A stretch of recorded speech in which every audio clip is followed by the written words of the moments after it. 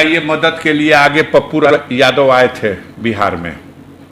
उन्होंने भारतीय जनता पार्टी के एक एमपी के कार्यालय से 50 ढक के रखी गई एम्बुलेंस से पर्दा हटा दिया।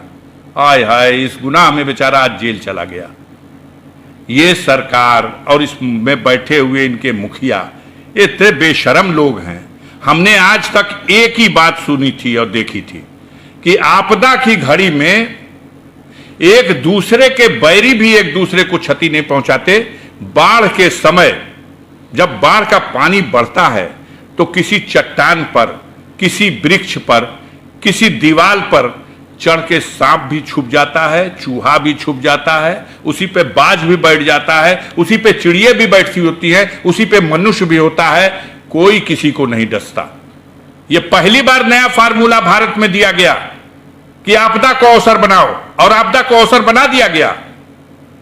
दिल्ली के तिहाड़ जेल में बंद पूर्व सांसद शहाबुद्दीन साहब को कोरोना के नाम पर और भेज करके हॉस्पिटल में, और इस तरह से व्यवस्था दी गई कि वो चले गए। छोटा राजन, उनकी व्यवस्था होगी एम्स में, उसी तिहाड़ जेल से वो एम्स से आएंगे और अपना इलाज करा के सकुशल एम्स वापस लौट जाए, तिहाड़ वापस लौट जाएंगे। और शहाबुद्दीन को दीनदयाल उपाध्याय हॉस्पिटल भेजा जाएगा, जहां वेंटिलेटर की सुविधा भी उन्हें न दी जा सके। अभी आजम खां के जान के लाले पड़े हुए हैं, लाया गया है उठा करके लखनऊ, और ताना बाना जैसा बनाया जा रहा है। मुझे लगता है अब ज्यादा समय नहीं लगना है। उनके लिए भी सारी योजनाएं लगता है पहले से प्लान कर ली गई हैं। लेकिन इस हुकूमत से बड़ी भी कोई हुकूमत है और कोई हाकिम है। इन पापों का हिसाब जो दुनिया में लोग अभी नहीं ले पा रहे हैं, उसका हिसाब वो लेगा।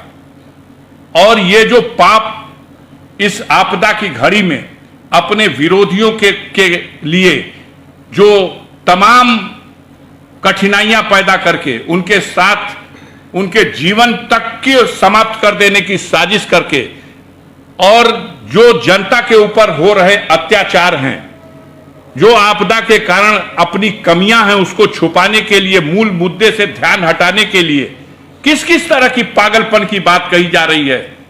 जहां छुट्टा मवेशी रखे जाएंगे वहां थर्मामीटर रखा जाएगा कि उनका ऑक्सीजन नापा जाए, उनका स्वास्थ्य चेक किया जाए।